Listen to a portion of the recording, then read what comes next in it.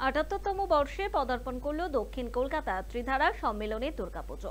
ত্রিধারা সম্মেলনের এবারের ভাবনা অঙ্গন। আগেকার দিনে বাংলায় দালানে পুজো হতো, এবার পুরনো দিনের সেই পরিবেশকে ফিরিয়ে আনার চেষ্টা করছে ত্রিধারা সম্মেলনী।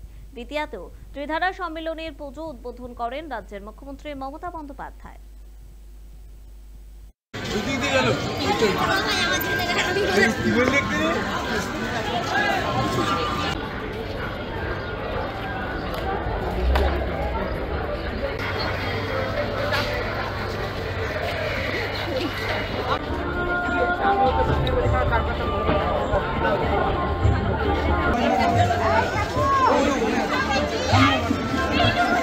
এবার ত্রিধারার ৭৮তম বর্ষ।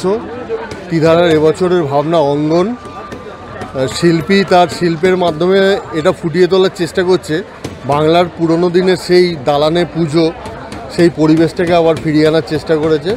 আশা করি ত্রিধারার মণ্ডপে এলে দর্শকদের একটা খুব ভালো কাজ উপহার দিতে পারবে ত্রিধারা এবং গৌরাঙ্গ কৈলা।